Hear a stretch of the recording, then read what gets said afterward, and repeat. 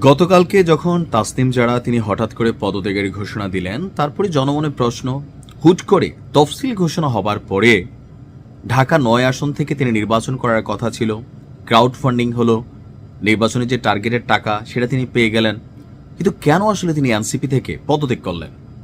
এর মধ্যে একটা বড় আলোচনার অংশ বিশেষ হচ্ছে জামাতের সাথে এনসিপি জোট বাঁধতে যাচ্ছে। আগামীকালকে অথবা পরশুদিন আপনারা আনুষ্ঠানিকভাবে দেখতে পাবেন।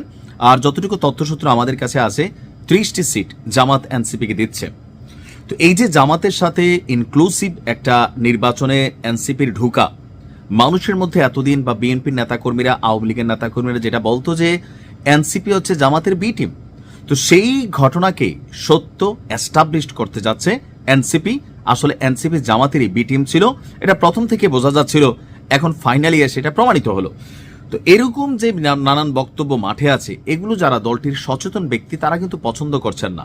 আর সেইখান থেকে তাসনিম যারা বেসিক্যালি পদত্যাগ করেছেন তার বক্তব্যে বোঝা গেছে। কিন্তু সোশ্যাল মিডিয়াতে বেশ কিছু রিউমার অথবা মুখরোচক অথবা যেগুলো মানুষ খাবে এরকম টাইপের বেশ কিছু হেডিংয়ে নিউজ হয়েছে। এর মধ্যে একটা অনলাইন পোর্টাল যেটার নাম হচ্ছে দৈনিক আজকের কণ্ঠ। দৈনিক আজকের কণ্ঠ, আমি এটার প্রিন্ট ভার্সন ট্রাই করলাম, খুঁজতে পাইলাম না। যতটুকু দেখলাম যে ফেসবুক একটা পেজ আকারে নিউজ পোর্টালগুলো যেভাবে তাদের পেজ চালায় সেখানেই তারা তাদের অ্যাক্টিভিটিস চালায়, আর পেজটা কোথাও না কোথাও আওয়ামী লীগ মতাদর্শের অথবা আওয়ামী লীগ এডমিনদের দ্বারাই পরিচালিত হয়। কারণ সবগুলো নিউজ দেখলে বোঝা যায় এখানে আসলে কি চলে। এই পেজটা থেকে দৈনিক আজাদের কণ্ঠ পেজটার যে হেডিং ছিল, নাহিদ ইসলামের কুপ্রস্তাব প্রত্যাখ্যান, ক্ষোভে দল ছাড়লেন তাসনিম জারা। নিজস্ব প্রতিবেদক, তারা নাম দেয় নাই।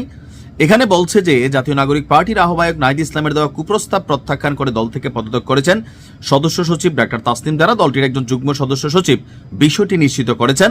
তো দলীয় সূত্রে জানা গেছে এনসিপির আহ্বায়ক নাহিদ ইসলাম তাসনিম জারাকে একটি অনৈতিক প্রস্তাব বা কুপ্রস্তাব দেন, যারা সেই প্রস্তাবে রাজি হননি। এর জের ধরেই ক্ষুব্ধ হয়ে তিনি দল থেকে পদত্যাগের সিদ্ধান্ত নেন। এতটুকু অংশ পইরাই আমরা বুঝতে পারি যে এটা একটা ডাহা মিথ্যা কথা। বলে ভাই কিভাবে বুঝলেন? দেখেন, এনসিপিতে তাসনিম জারা যখন রাজনীতি করে তার স্বামী খালেদ সাইফুল্লাহ তার সাথে সবসময় থাকে।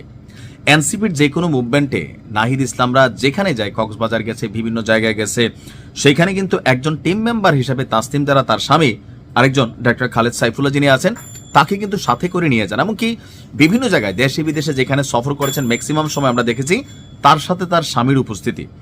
আর নাহিদ ইসলামকে নিয়ে রাজনৈতিকভাবে অনেক সমালোচনা করা যাইতে পারে, তার দুর্নীতি নিয়ে কথা বলা যাইতে পারে, কিন্তু চারিত্রিকভাবে নাহিদ ইসলামকে আমার এতটা ছেঁচড়া মনে হয় নাই বা এতটা এই টাইপের ক্যারেক্টার মনে হয় না যে তাসনিম জারাকে, অন্তত তাসনিম জারার মতন একটা ক্যারেক্টারকে এই ধরনের একটা অফার দেওয়ার মতন সাহস আসলে নাহিদ রাখে, অথবা এই টাইপের একটা খারাপ ছেলে।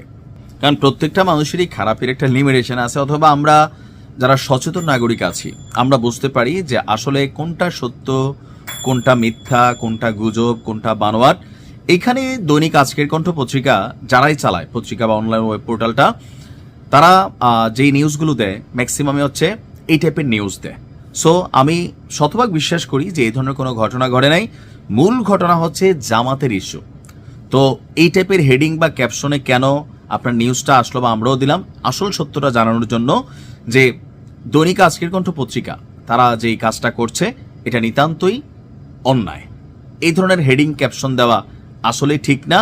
আর এই ধরনের অপবাদ নাহিদ ইসলামের বিরুদ্ধে হয়তো হাতে গোনা কয়েকজন যারা এনটি এনসিপি আছেন তারা বিশ্বাস করবেন। দেখেন, আমিও এনসিপির সমালোচক, কিন্তু যেটা সত্য সেটা আপনাকে বলতে হবে। এখানে কারো চরিত্র হনন করার সুযোগ নেই। সো এনসিপির নাহিদ ইসলাম এবং তাসনিম জারাকে জড়িয়ে যে বক্তব্য এখানে আসছে, টোটালি এটা একটা ভুয়া গুজব, জনমনে বিভ্রান্তি তৈরির চেষ্টা ছাড়া আর কিছুই না। ভালো থাকুন।